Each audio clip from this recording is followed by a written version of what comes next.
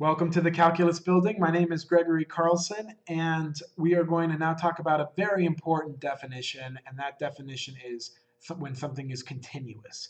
And this is something I've been trying to build up to, and I'm hoping that you're going to understand this as I write it, and it's not going to require too much explanation. So here comes the definition. A function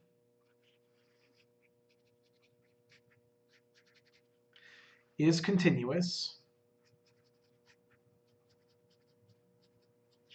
at a point A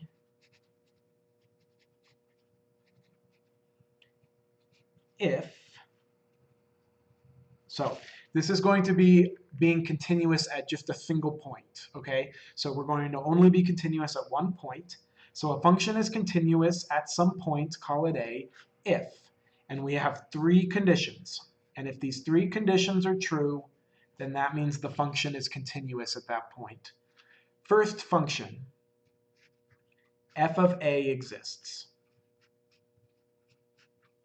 So first off, we need to have graph to be able to be continuous. You can't have a whole, you can't be like the square root where it doesn't have a ton of graph because you'd have negatives inside the square root. So first of all, the point needs to exist. Second, the limit of f of x, that limit as x approaches A also must exist. So the limit at A also needs to exist. And we already know what that means. We already know the definition of that, i.e. the limit as x approaches A from the negative side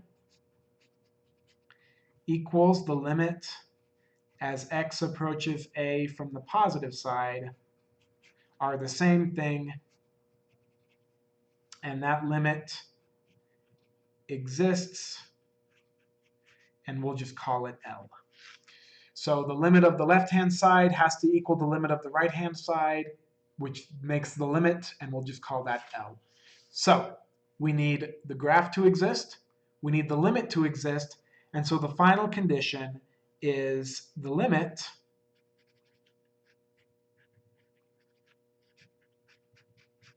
of the function at A needs to equal, the actual point there needs to equal that limit. So we need f of A to equal the limit that we set. So for something to be continuous, we need three things. We need the point to exist, we need the limit to exist, and we need the limit to equal the point. If all three of those things are true, then that means we are continuous at that point. This is a super important definition that you need to memorize. What is a continuous function then? A continuous function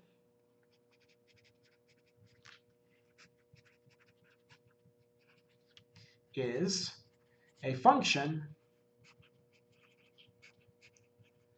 that is continuous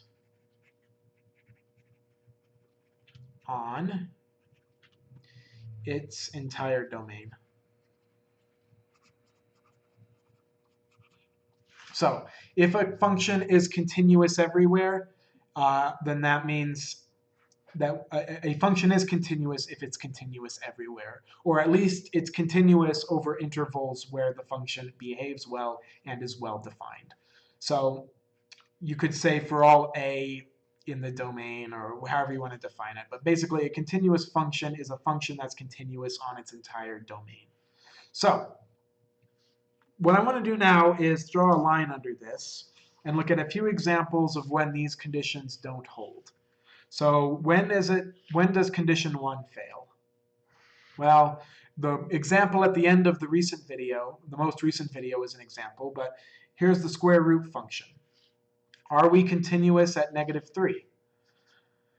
No, because the function doesn't exist at -3. So that's an example of condition 1 failing. What's an example of condition 2 failing when the limit doesn't exist? Well, here's an example of that. You can see that right here the limit doesn't exist because we have the graph going into two different places. So that's an example of the limit not existing. Notice that f exists right there, but the limit doesn't exist. Here's another example of when the limit doesn't exist. You'll remember this one, when we have a hyperbola, but the two are going to two different places. That's not continuous. So what's an example of number 3 failing? Well, an example of number 3 failing would be this.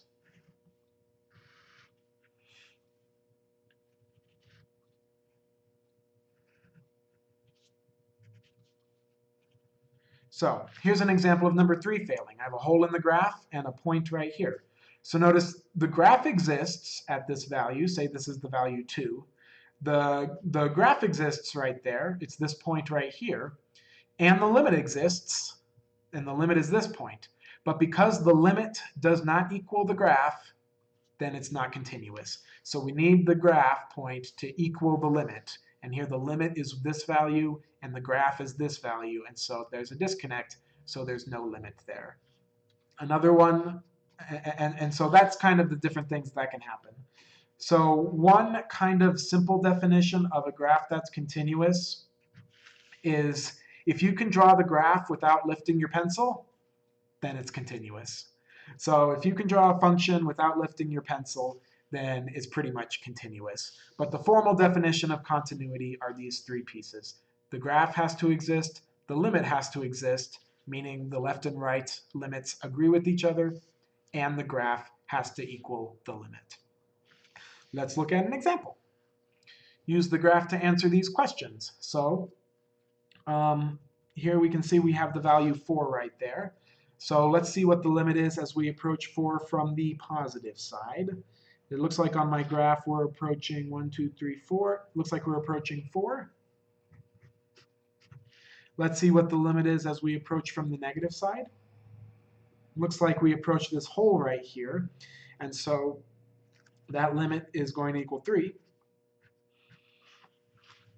So what's the limit? Well, our 2 limits are approaching different values, and so that means the limit does not exist.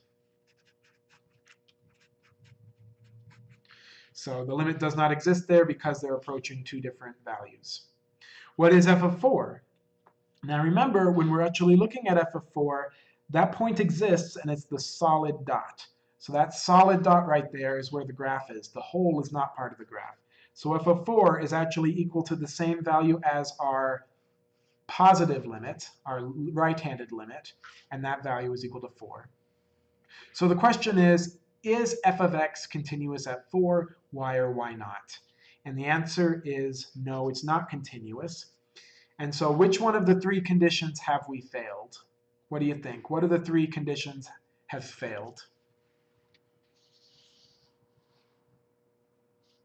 Notice we do have a value there, so that means we have satisfied condition number 1. But now notice that because the left-hand and right-hand limits don't equal each other, we failed condition number 2, and we failed condition number 3, because since we don't have a limit, we don't have a value that's able to equal that limit. So in a way, we've kind of failed number 2 and number 3. So that's why we are not continuous here. It's because the limit does not exist. That's the main reason. So the limit does not exist at x equals 4. Also, the value f of 4 is not equal to the limit as x approaches 4. But that's kind of trivially true just because this limit doesn't exist in the first place. This is an extremely important definition, so make sure you can understand it completely, and make sure that when you look at a graph, like one of the examples I showed you, make sure you know which one of these has failed for why that graph is not continuous. Hopefully it makes sense that most functions you're used to are these well-behaved, nice curves that are continuous everywhere. But that's not that interesting. Mathematicians are more interested in the funny, strange things that can happen when you're looking at limits like this. So I hope you're enjoying this. If you like these videos, please like and subscribe. And if you have any questions, leave them in the comments and I'll try to get to them. I will see you in the very next video. on limits. See you there.